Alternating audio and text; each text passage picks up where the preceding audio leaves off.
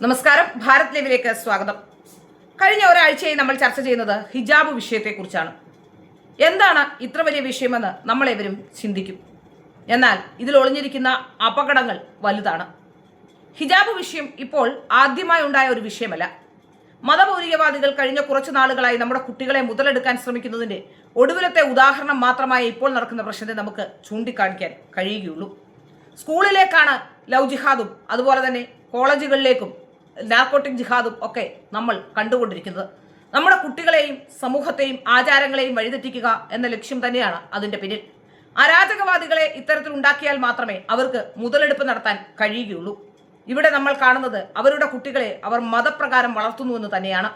അതുമാത്രമല്ല, സ്കൂളുകളിൽ ഇത്തരത്തിലുള്ള ചില വേർതിരിവുകൾ ഉണ്ടാക്കാനുള്ള ശ്രമവും നടത്തുന്നു. Zumba dance, gender neutral uniform അടക്കമുള്ള വിഷയങ്ങളിൽ ഇവരെടുത്ത ഓരോ നിലപാടും നമ്മൾ കണ്ടവരാണ്. തൊടുപുഴ ന്യൂമാൻ കോളേജിൽ അടുത്ത കാലത്താണ് നിസ്കാരമുറിയുമായി ബന്ധപ്പെട്ടുള്ള പ്രശ്നങ്ങൾ ഉണ്ടായത്. നമ്മളേവരും സ്കൂളിലും കോളേജിലുമൊക്കെ പഠിച്ചവരാണ്. അന്നൊന്നും ഇത്തരത്തിലുള്ള ഒരു വിഷയങ്ങളും ഉണ്ടായിരുന്നില്ല. ഇന്ന് പൊളിറ്റിക്കൽ ഇസ്ലാം ശക്തി പ്രാപിക്കുമ്പോൾ ഇത്തരത്തിലുള്ള വിഷയങ്ങൾ ഉണ്ടായിക്കൊണ്ടിരിക്കുന്നു. എന്താണ് ഇവരുടെ ലക്ഷ്യമെന്ന് നമുക്കേവർക്കും അറിയാം. മതരാഷ്ട്രം സ്ഥാപിക്കൽ തന്നെ. മതരാഷ്ട്രം സ്ഥാപിക്കുന്നതിന്റെ ആദ്യപടിയായി തന്നെ വേണം ഇത്തരം വിഷയങ്ങളെ നമ്മൾ കാണേണ്ടതും വിലയിരുത്തേണ്ടതും. വളരെ സാഹോദര്യത്തോടെ, വളരെ തുല്യതയോടുകൂടി സ്കൂളിലേക്ക് പോകേണ്ട കുട്ടികൾ അവിടെ മതത്തിന് വേണ്ടി അല്ലെങ്കിൽ മതചിഹ്നങ്ങൾക്ക് വേണ്ടി വാദിക്കുന്നത് എന്തിന്റെ അടിസ്ഥാനത്തിലാണ്? ഒരു കുട്ടിയെ അതിനെ അച്ചടക്കത്തോടെ പഠിക്കാൻ വിടേണ്ടതിന് പകരം അച്ചടക്കമില്ലായ്മയിലേക്ക് നയിക്കുന്നത് എന്തുകൊണ്ടാണ്? നമുക്കിവിടെ മനസ്സിലാക്കാൻ സാധിക്കുന്നത്, ഒരു സ്കൂളിന്റെ മുഴുവൻ നിയമത്തിനെതിരായി 140 മുസ്ലിം കുട്ടികൾ അവിടെ പഠിക്കുമ്പോഴും ഒരു കുട്ടി നിൽക്കുമ്പോൾ അതിനെ നമുക്ക് അച്ചടക്കമെന്ന് വിളിക്കാൻ കഴിയുമോ? നോക്കൂ, ഇവിടെ ഒരു പ്രശ്നമുണ്ടായപ്പോൾ തന്നെ കോടതിയിലേക്ക് സ്കൂൾ മാനേജ്മെന്റ് പോവുകയും ആ പ്രശ്നങ്ങൾ പരിഹരിക്കാനുള്ള ശ്രമങ്ങൾ നടത്തുകയും ചെയ്യുമ്പോൾ എന്തിനാണ് മന്ത്രി ശിവൻകുട്ടി ഇതിൽ ചാടി വീണത്? മന്ത്രി ശിവൻകുട്ടിയുടെ ലക്ഷ്യം എന്താണെന്ന് നമുക്കേവർക്കും അറിയാം. ശബരിമലയിലെ സ്വർണ്ണ കവർച്ചയുമായി ബന്ധപ്പെട്ട് വലിയ രീതിയിലുള്ള ആരോപണങ്ങൾ നിലനിൽക്കുന്നുണ്ട്. ദേവസ്വവും അതുപോലെ തന്നെ സംസ്ഥാന സർക്കാരുമൊക്കെ പ്രതിക്കൂട്ടിൽ നിൽക്കുന്ന ഒരു സംഭവത്തിൽ ഉണ്ണികൃഷ്ണൻ പോറ്റി മാത്രമാണ് ഇപ്പോൾ ഇരയായി നമുക്ക് മുന്നിൽ അല്ലെങ്കിൽ പ്രതിയായി നമുക്ക് മുന്നിലുള്ളത്. സത്യത്തിൽ സർക്കാരിന്റെയും ദേവസ്വം ബോർഡിന്റെയും ഇരയാണ് ഉണ്ണികൃഷ്ണൻ പോറ്റി എന്ന് പറയേണ്ടി വരും. പക്ഷേ ഇരയെന്ന് പറയുമ്പോഴും ഉണ്ണികൃഷ്ണൻ പോറ്റി അത്തരമൊരു കൃത്യത്തിന് കൂട്ടുനിന്നുള്ളത് അത് വലിയ കാര്യം തന്നെയാണ്. അത്തരം പുരോഹിതന്മാരെ ക്ഷേത്രങ്ങളിൽ അകറ്റി നിർത്തുക തന്നെ വേണം, അതിൽ യാതൊരു സംശയവുമില്ല. പക്ഷേ ഇവിടെ നമുക്ക് മനസ്സിലാക്കാൻ സാധിക്കുന്നത്, അത്തരമൊരു പ്രശ്നമുണ്ടായപ്പോഴാണ് ഹിജാബ് വിഷയത്തിൽ കടിച്ചു തൂങ്ങി ശിവൻകുട്ടി നിൽക്കാൻ തുടങ്ങിയത്. നമുക്കറിയാം, ഹൈക്കോടതി വിധിയും അതുപോലെ തന്നെ കർണാടക ഹൈക്കോടതിയുടെ വിധിയും ഒക്കെ നിൽക്കുമ്പോഴാണ് ഇത്തരം പ്രശ്നങ്ങളുമായി ശിവൻകുട്ടി അതിനു മുകളിലേക്ക് സഞ്ചരിക്കാൻ തുടങ്ങുന്നത്. എന്താണ് ശിവൻകുട്ടിയുടെ ലക്ഷ്യമെന്ന് നമുക്കേവർക്കും അറിയാവുന്നത് തന്നെയാണ്. ഇവിടെ മതേതരത്വമുണ്ട് എന്ന് പറഞ്ഞുകൊണ്ട് ക്രിസ്ത്യാനിയെയും അതുപോലെ തന്നെ മുസ്ലിംസും ക്രിസ്ത്യൻസും ഇവിടെ ന്യൂനപക്ഷമാണ്. പക്ഷേ ക്രിസ്ത്യൻസിന് കിട്ടുന്ന അല്ലെങ്കിൽ ആ പരിഗണനയല്ല ഇവിടെ മുസ്ലിമിന് കിട്ടുന്നത്. ന്യൂനപക്ഷങ്ങളെ തന്നെ 2 കാറ്റഗറിയിലാണ് കേരളത്തിലെ സർക്കാർ കാണുന്നതെന്ന് വ്യക്തമാണ്.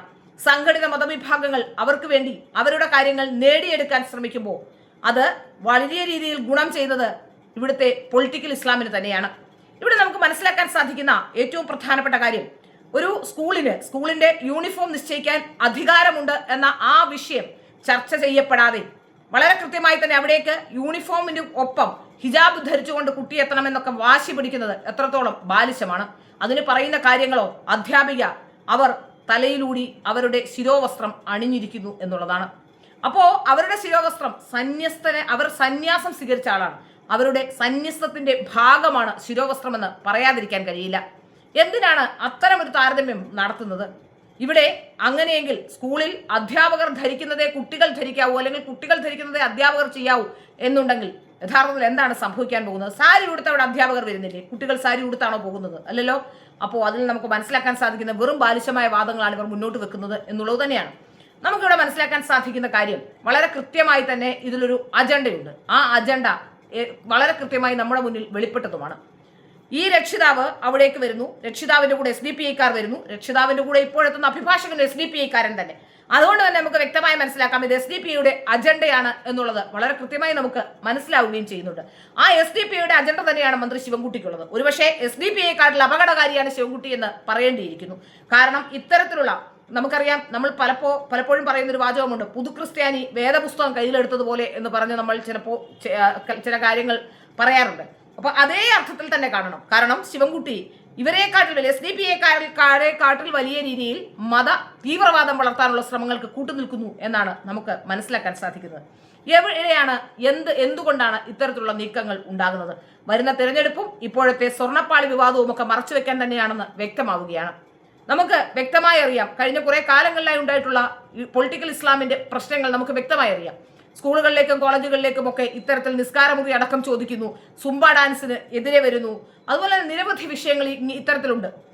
അപ്പോൾ നമുക്ക് മനസ്സിലാക്കേണ്ട വിഷയം, ഇനി ഇത്തരത്തിലുള്ള മത തീവ്രവാദികൾക്ക് ഒരു തരത്തിലും വളം വെച്ചു കൊടുക്കാൻ കേരളത്തിലെ ഒരു മാനേജ്മെന്റ് ശ്രമിക്കരുത് എന്നുള്ളത് തന്നെയാണ്. ഇവിടെ ഇപ്പോൾ ഈ കുട്ടിയെ സ്കൂളിൽ നിന്നും മാറ്റും എന്നാണ് പറഞ്ഞിരുന്നത്. എന്നാൽ ഹൈക്കോടതി ഈ വിഷയത്തിൽ സ്കൂൾ മാനേജ്മെന്റ് സർക്കാരിൽ നിന്ന് കിട്ടിയ കത്തിനെതിരെ, സർക്കാരിന്റെ നീക്കത്തിനെതിരെ കോടതിയിലേക്ക് പോയപ്പോൾ സർക്കാരിന്റെ വാദം ചോദിക്കുക സ്വാഭാവികമാണ്. സർക്കാരിന്റെ വാദം ചോദിച്ചു എന്നതിനും കൊണ്ട് തന്നെ തിരിച്ചടിയായി എന്ന് പ്രചരിപ്പിക്കുകയായിരുന്നു മാധ്യമങ്ങളടക്കം ചെയ്തുകൊണ്ടിരുന്നത്. ഇനി സർക്കാരിന്റെ വാദം കേൾക്കുമ്പോൾ ഒരുപക്ഷെ സർക്കാരിന് അനുകൂലമായി വിധി ഉണ്ടാകുമെന്ന് ഒരുപക്ഷെ എങ്ങനെയോ എന്തെങ്കിലും ശിവൻകുട്ടിക്ക് തോന്നിയിട്ടുണ്ടാവും. ഒരുപക്ഷെ ഇടതുപക്ഷ അനുകൂലിയായ ആളാണ് ഇപ്പോഴത്തെ ഒരു ജഡ്ജ് എന്ന് പറയപ്പെടുന്നു, ഈ കൺസേൺഡ് ജഡ്ജ് എന്ന് പറയപ്പെടുന്നു. ഏതായാലും അങ്ങനെ ഒരു ജഡ്ജിന് രാഷ്ട്രീയം മാത്രം നോക്കി അങ്ങനെ ഒരു തീരുമാനമെടുക്കാൻ കഴിയില്ല. ഇനി അഥവാ അങ്ങനെ ഒരു തീരുമാനമെടുത്താൽ തന്നെ അതിന് മുകളിലും കോടതികളുണ്ട്. പള്ളുരുത്തി സെന്റ് റീത്ത സ്കൂളിലെ ഏതെങ്കിലും അധ്യാപകർ എന്നെ കാണുന്നുണ്ടെങ്കിൽ തീർച്ചയായും നിങ്ങൾക്ക് എതിരായ ഒരു വിധി വന്നാൽ സുപ്രീം കോടതിയിലേക്ക് തന്നെ പോകണം. കഴിയുന്ന പരമാവധി കാര്യങ്ങൾ അതിൽ ചെയ്യണമെന്നും അത്തരത്തിലുള്ള വിഷയങ്ങൾക്ക് വേണ്ടി നിയമനിർമ്മാണം അടക്കം ഇനി പുതിയതായി ചെയ്യണമെങ്കിൽ ഇത്തരം സ്കൂളുകളുടെ ബന്ധപ്പെട്ട് CBSEയെ സമീപിക്കുകയോ കേന്ദ്ര സർക്കാരിനെ സമീപിക്കുകയോ ഒക്കെ ചെയ്യണം എന്നുള്ളത് തന്നെയാണ്. ഇങ്ങനെ മത തീവ്രവാദികൾക്ക് ഒരു കാരണവശാലും വെള്ളവും വളവും കൊടുക്കാതെ മുന്നോട്ട് പോകുന്ന ആ സ്കൂളിലെ അധ്യാപകർക്ക് വലിയ ഒരു നന്ദിയാണ് ഇപ്പോൾ പറയാനുള്ളത്. ഇവിടെ ഏറ്റവും പ്രധാനമായി നമ്മൾ മനസ്സിലാക്കാനുള്ളത്, ഒരു കാലത്തും മത തീവ്രവാദികളുടെ മുന്നിൽ മുട്ടുമടക്കരുത് എന്ന് തന്നെയാണ്.